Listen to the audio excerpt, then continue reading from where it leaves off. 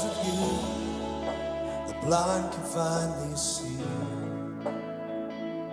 Because of you, the deaf and mute will see.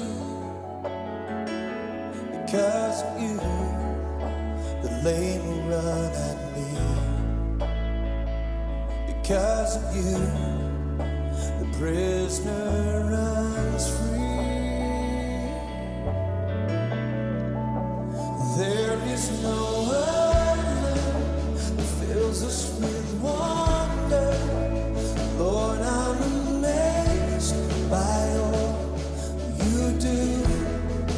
Each day is another day we discover love everlasting and mercy new. And it's all because of you. It's all because of you.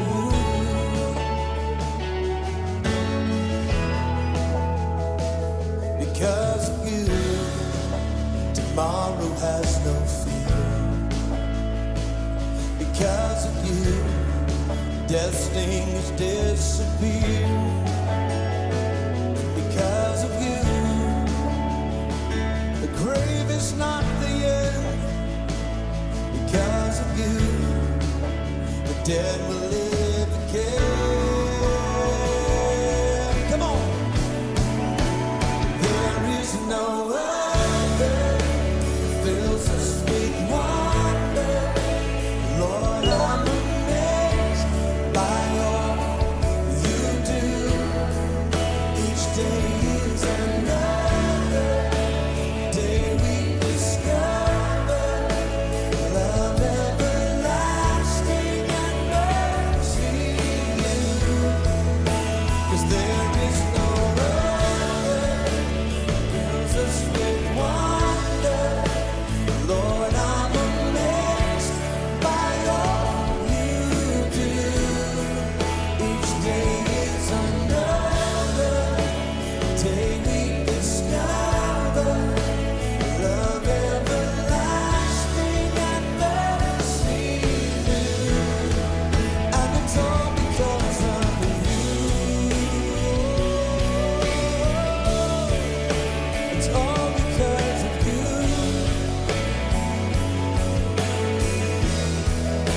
It's all because of you.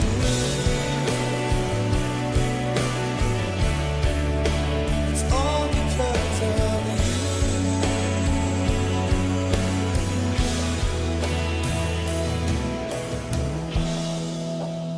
There is no other that fills us with wonder.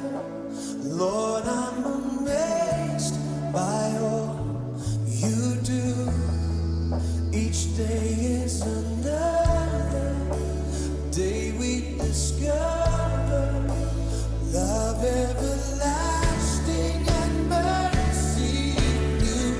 Come on, sing it out. There is no other that fills us with wonder. Lord, I'm amazed by all you do.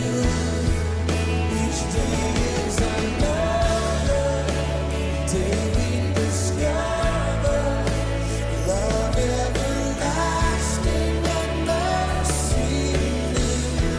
Sing it again. There is no other that fills us with wonder. Lord, I'm amazed by all you do. Each day is another day we discover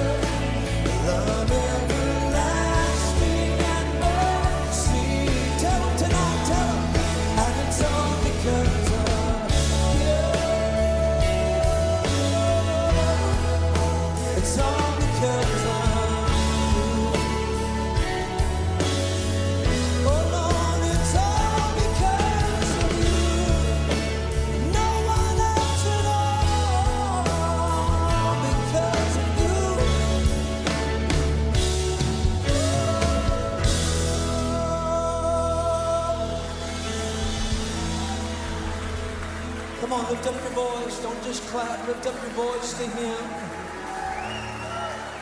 There is no other that fills us with wonder. Sing it out. Lord, I'm amazed by all you do.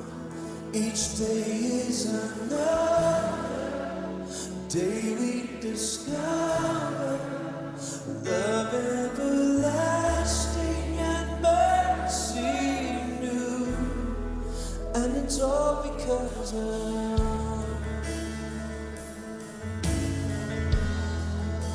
it's all because of you.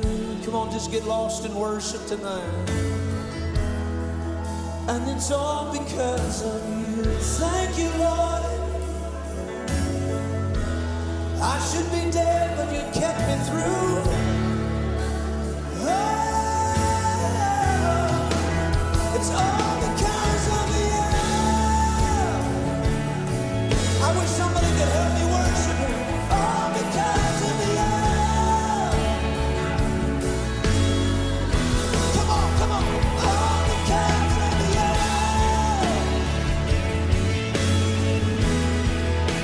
It's all because of you.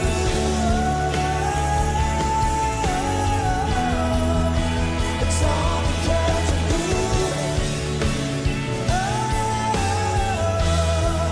And it's all because of you.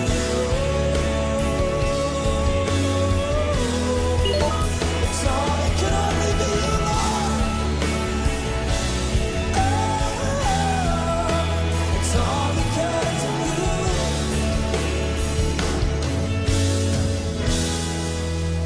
It's all because of you. You want us to go into something that we started last time, an unfinished transaction. We want to get into the realms of the Spirit and explore some of the most defined, some of the most unusual citizens of the realms of heaven, some of their sacrifices will make our sacrifices look like we have not even started as yet. You know, in this life here we look into everything. We make everything to look big, even if it is not. We judge everything based upon what we see, based upon appearances. In the realms of heaven, you demonstrate beyond these things. And you earn some certain spot or class that in some cases no one else would be like you or able to take away such position. Eternity is ever expanding. Very much so. I want us to get into part 2 of our broadcast. We started last time part 2 of the mysteries of the 4 beasts.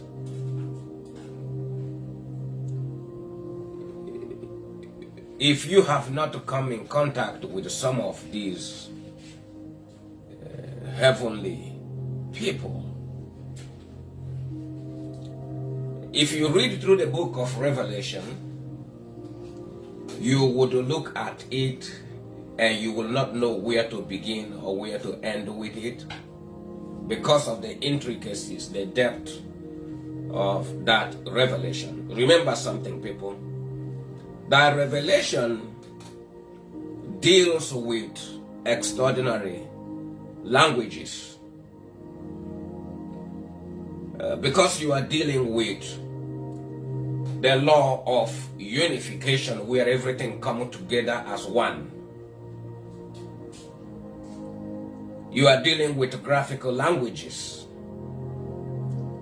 You are dealing with the languages of authority and power.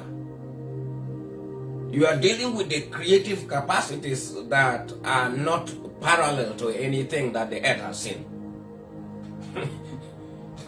This is what it means to go deep in the realms of God. Because as you go further into this depth, or into the depths of the realms of God, what will happen is that you will begin to come to a place where the way that things normally happen are no longer the way that things continue to happen. Language of authority and power are spoken differently. In other words, instead of sitting down to talk to you through the whole entire process, the creative power can take precedence, and things will begin to happen demonstratively to a point where what you are dealing with are wonders.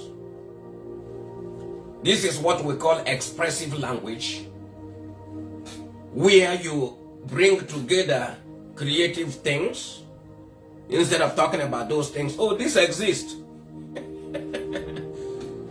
And everybody's wondering, what would that be? That's why the book of Revelation is very challenging for people to read. Because you see the depictions in that revelatory book, that the chronology of events that are recorded in those books are the things that John the Revelator saw and the things that he heard.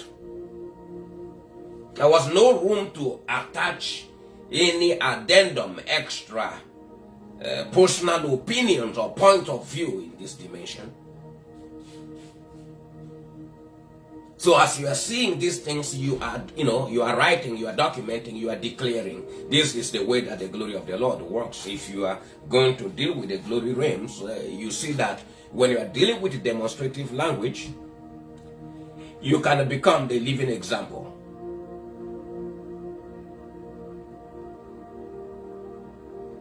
Because you have to demonstrate this, and this is why you are positioned. If you have to be in a particular position, if you have to be in a certain posture, all these are part of the language of expressions, where it's not just an utterance. And so you see, when God says something in this dimension, you see how immediately things begin to happen. Because there's a coordination between his utterance and the demonstrative aspect. Based off his extraordinary power, things are set in motion, and things will begin to happen rapidly. To create what is not there, to transform what is created, to make things just suddenly appear and disappear. So when we are talking about position, we are not talking about, a certain office or officiating roles. We are talking about the posture. That's why I wanted to show you some of these mysteries about the four beasts. So if you look at Revelation chapter 6, verse 9 through verse 10, you can type it out for people there to see it. Revelation chapter 6, verse 9 through verse 10. The Bible said, and when he had opened the fifth seal, I saw under the altar the souls of them that were slain for the word of God and for the testimony which they held. And they cried with a loud voice, saying, how long, O Lord, holy and true, dost thou not judge and avenge our blood on them that dwell on the earth? Look at what is happening. I want to point to you where this matters. Their position. under the altar, not above the altar. There's a difference between ministering onto the altar or ministering on the altar. Oftentimes, it's, we get bogged down by enthusiasm for the pulpit or the platform. In the position where these matters are, they don't have time for any other thing.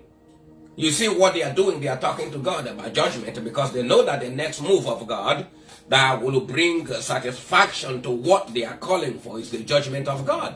So they are talking to the Lord and saying, you know what? They are not there for folk to clap for them or to cheer them up. There's a difference.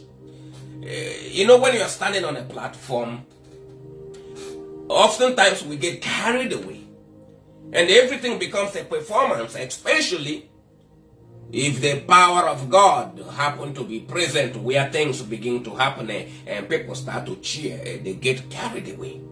But there's some people that their sacrifices automatically create a class. A different class in heaven. Some are so tiny because it's not so many people that can venture into that dimension or pay that type of price. So as the deeper we go and the higher we ascend in the realms of God, the class becomes smaller and smaller. So oftentimes they are not doing what they are doing for folk to cheer them up. They are not doing it so that people will say, wow, that's the difference between ministering on the altar or ministering to the altar. In the outer court, you see the extravagant noise that goes on out there. But none of those people has actually offered their lives in reality to deal with the real things of the Spirit. So they just go home the same way they came. But in this dimension of God, you will begin to see the classes. I want to tell you this. I'm going to go back. You're going to see that it's not only these matters that are ministering under the altar instead of on top of the altar. Fighting over platforms. Their bloods are still crying out in heaven. They are saying, look, we were not ready to die. We're supposed to have finished whatever destiny or purpose that you have for us, but our lives were cut short. There's a reason why we died. But because we can go back to the earth, we need judgment to settle our cases so that we are vindicated that we did not abort our destinies and our purposes intentionally. So, when I talk about the classes of these amazing citizens in the kingdom of heaven, look at besides the 4 beasts, you have to look at the 24 elders. That's a different class. And believe it or not, that class is not a lot of people that accomplish such an achievement in the realms of God. And look at their position where they sit. They stay in the chambers, the law chambers, in the throne room where judgment is made. Look at those who worship.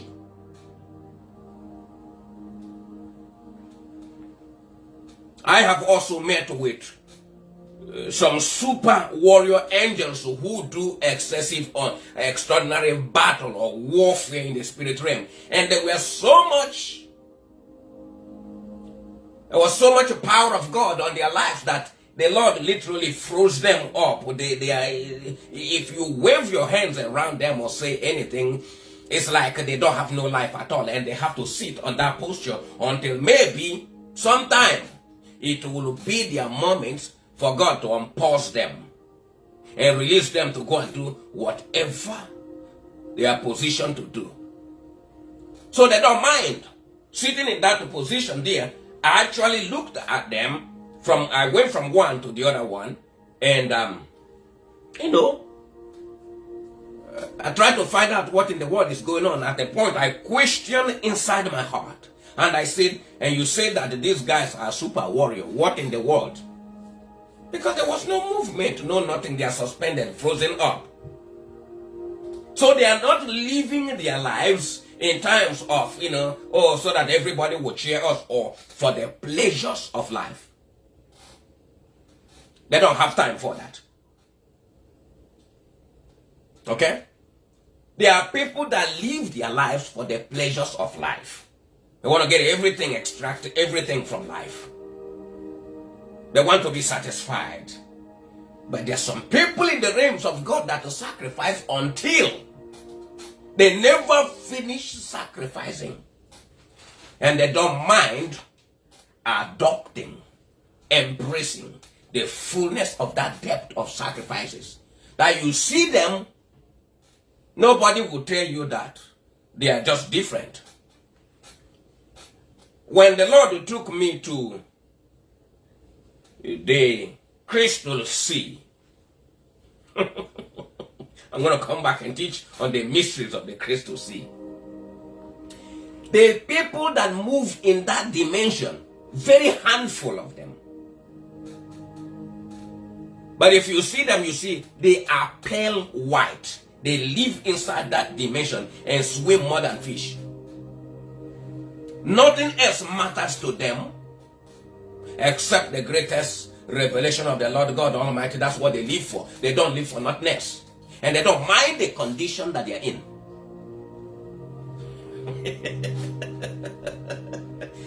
Heaven is driven by sacrifices. Sacrifices of an equal comparison. That's how they enter into different halls. You go from one section to another section, you will meet with folk that you would wonder what in the world are these type of people. Who are these beings? Ah, my God. Some lives are lived under the altar, and some lives are spent serving on the altar. When you are serving on the altar, everything that happened there, you become too occupied, too mindful about everything that is happening around the altar. Sometimes it becomes an entertainment, sometimes you deviate from the spiritual focus. So you don't pay attention to realize that, okay, if you graduate from there, you can go to a different place in the spirit realm.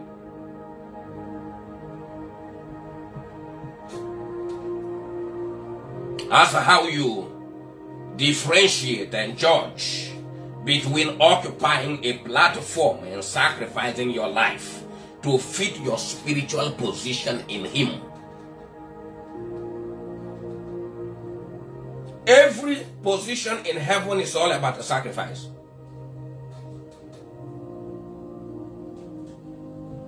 How far you can go into Him will determine if you become a living sacrifice or you continue in the routines according to the orders of priesthood and calling. That's why there's a difference between the fivefold ministry gifting offices and the sons operating in the dimensions of the realms of the Father, where the Father has received them into His bosom. And then now they have sacrificed all, and they can do nothing on their own unless what they hear the Father and see the Father do. It's no longer about performing art.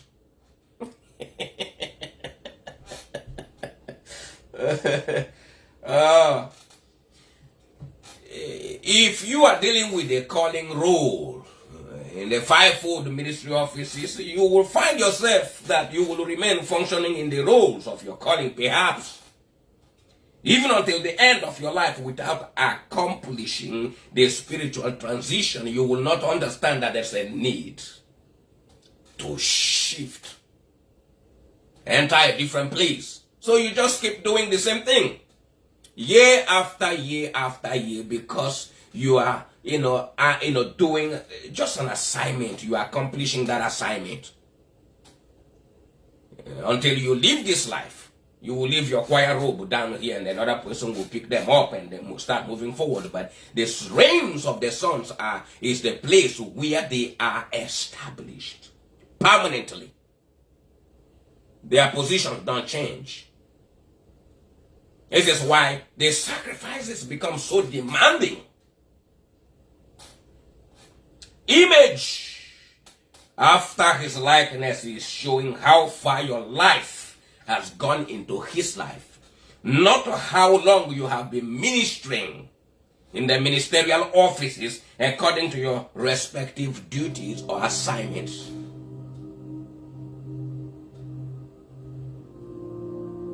That's the difference. Their calling is not who you are, but it is adopting a functional role. Nevertheless, though, people, sonship is a life that you consummate instead of claiming only the rights. If you are going to inherit all things, you are going to pay a price for it. It's not a handout.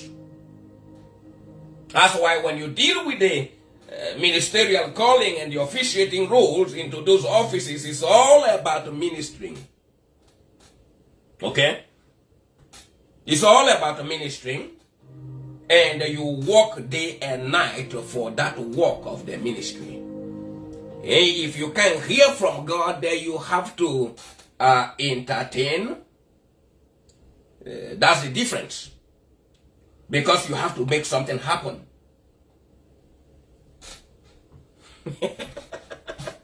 You try to become creative, but the creativity without the power of God is useless. Somewhere along the line, what's going to happen is that you will destroy the whole entire ministry and it's worth nothing. But you establish in the realm of God based on the price. If you can successfully offer your life, if you can successfully align your life, allow your life to be aligned with his life, then that becomes permanent. And that's how you are rewarded. You know, there are those who live their lives just to say that they are living life, or those who live for the pleasures of life, enjoyment. So when things are not happening a certain way, they are saying, guess what? They are saying, guess what? You know, they are saying, look at what is happening. If their lives are not seeing certain enjoyment, a certain pleasure, you know, it's like they are not living. They get frustrated.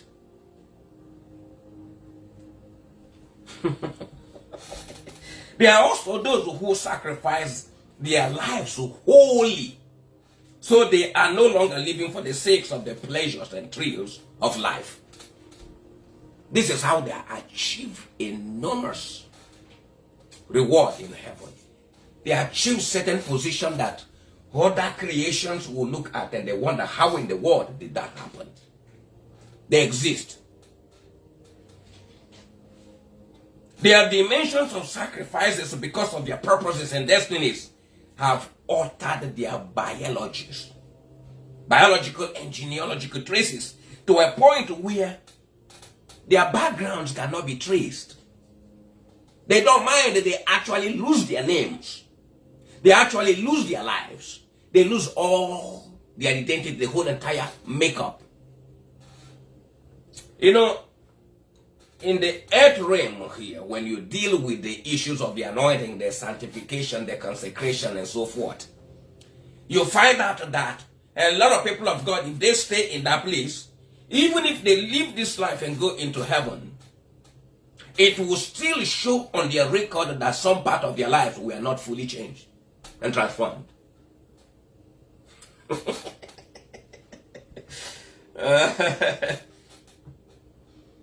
But with these individuals, these elites that I'm talking about, there's no way to revisit or substantiate their previous history. And they are likened as to beasts. They have done something that is so hard that even other created beings in the realms of the spirit cannot challenge those positions. Everybody is. They are living wonders. You got to look at them and you wonder. How did they do this? They do not fit together with the classes of other created works. They are distinct. They are unique.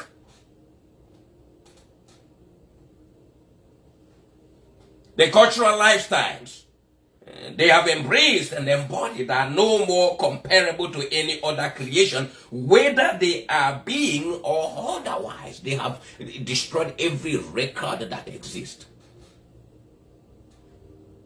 That's what people don't know what rulership look like in the realms of God. Rulership is not just I decree and declare. It's the position. Until you are positioned in the spirit realm where that position becomes permanent and you are identified with that position. It's not your name. Okay? It's not your history. It's the sacrifices that took you through the process and brought you to that position. That's what is going to keep you remaining in that position. So the four beasts, Lord have mercy. The four beasts, if you see there, where they, how they live their lives. Their lives are suspended when there's no worship. They don't waste their lives on nothing else. They live and breathe worship. They exude worship. If you want to, it's like when you get to a door. If you want to knock at their door and wake them up, you bring worship in there. Without worship, they are not waking up. Because they have embraced the realities of the revelation of the resurrection and the life. They live between pulsation and suspension. In the spirit realm, you are able to live stay in one position or certain position regardless of how dangerous. You are so disciplined and highly profiled in that discipline that there's no one else like you in that place. That's the categorization in the realms of heaven. It's not when we look at that person and say, oh, that man is a great man of God, that woman is a great woman of God. This is why I look around the whole world to see which man, which woman of God have gone into the realms of God. Because do you know why? The discipline that they had to endure to penetrate that dimension. It's not something to be joked with. Okay? The work of sanctification and consecration, that's mild. But for them to follow the spirit and go all the way into the spirit realm, you gotta take your hat off for them and say, man. And the only way you could do that is to go through the same process and get in there. If not, you will make, you look at things and you think that, oh, that's nothing.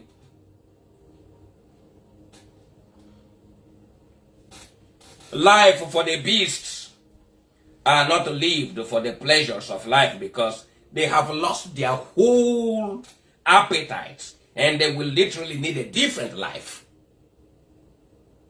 If you want to take them back to the life they used to live, you have to convert them all over again because they have lost everything and they don't mind. Just to maintain that position.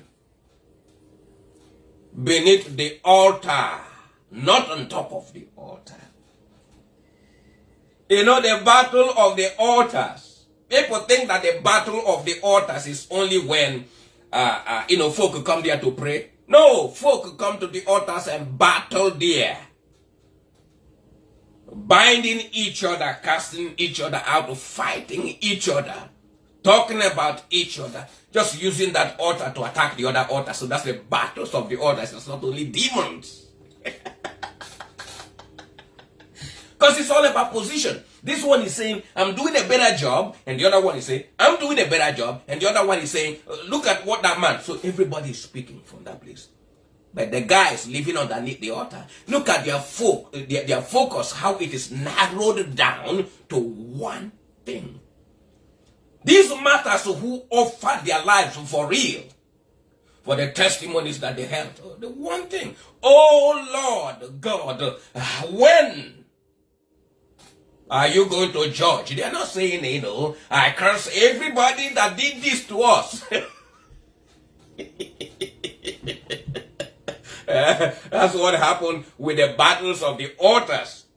Folk are declaring and decreeing, even before God bring any judgment. They take matters into their own hands and attack their enemies viciously and speak from, those altars to try to put a spell, a cast, put a curse on the other one for what they did. But look at this. These songs understand deeper revelation. I'm telling you something. If you want to walk in the deeper revelation of God, there's a position where you must come into.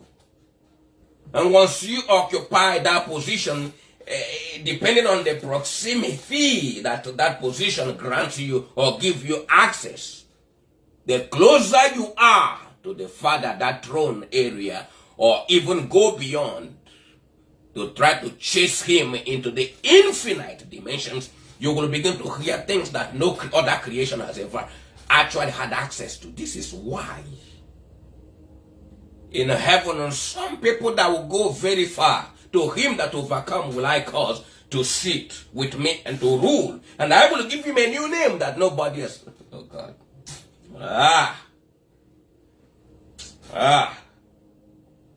My God.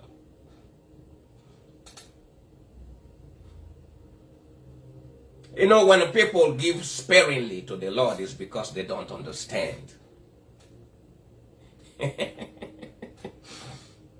In the spiritual dimensions, there are no limits to our sacrifices. That's why you see people start with, okay, I give this, I give that, I give that. At a point, they say, Lord, I give you my life. In the spirit realm, there's also an expansion. If you're going to go beyond just that to partake, there's room for you to achieve that. So the four beasts. I will keep this dialogue with us to keep showing us the dimensions of extraordinary elites of the kingdom of heaven. So I'm probably going to do part 3 to keep going, to keep showing you some things, amazing things about the glory realms. They are called beasts because they have exhausted so much of their lives, sacrificing unto the Lord to the extent that they want to get, the more the worship comes in, the more deeper revelation they go into. So at a point, they don't care about no life. So in this life, a lot of people of God don't want to sacrifice nothing. They don't want to sacrifice their life. They don't even want to give to the works of the Lord. These are kids, babies. They think, I tip God. That's $5. Look at and I'm done with this, and then I'll come back later on and proceed with it. Look at the lives of Daniel, the likes of Daniel. These are men and women that walked in the glory of God. Look at the 3 Hebrew boys. We talk about them, but take some of us and put us in the real fire in the physical life. They will bow down to that golden image and worship that idol openly and say, God, forgive me. These guys who say, even if God don't deliver us, it doesn't matter. We are going inside that fire.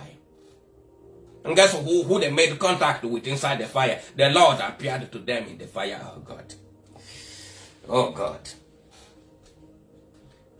In this age, there's no way, people of God, that we are going to see the unimaginable, the unthinkable, that which is beyond what has been heard, what has been known, and that which the heart of man has come across. There's no way to entertain any of these things or to dare venture into that dimension without extraordinary sacrifices. This is what the carnal church system could not do. And you don't expect the carnal church system to accomplish that. It's not possible. These are people that minister in the outer court. Even if you go to the Holy of Holies to meet with the Ark of the Covenant, you still got a long way before you can get into the realms of heaven, unless you understand how things really work. If not, you go in, you walk right out, and you will repeat it all year round until your life will come to an end. And you meddle with doctrines, and you meddle with sacrifices, physical, material sacrifices, and you meddle with other traditions and customs and so forth. But the realms of God, these things will be taken away from you. And everything becomes life experiences to a point where you are going to interact with the Creator Himself. The discipline that it will take for you to sit there, to the extent that God has to help you suspend your life, man, before. So these guys, some of these guys have come to a place where it doesn't matter. They will say, Lord, if it is not, if we can be in the part of the next worship session, just pause our lives, suspend us until the next. And they have worshipped with the ultimate worshippers of the living God. Next time when I come back, I'm going to talk about it. When the Spirit of the Lord drove me before the throne area there, they woke up like nothing happened to join me in worship. Oh, Lord, have mercy. I am done, man. I am done, people. I'm done. Look, I'll be back again, people of God, to come and talk with us. I hope you are challenged by these things. God bless you all, because get to the website www.JohnKingHillMinistry.com and God'sRoyalWomen.org. We got a lot of materials for you. But I will continue to come here to show you amazing depth of God. God bless you all.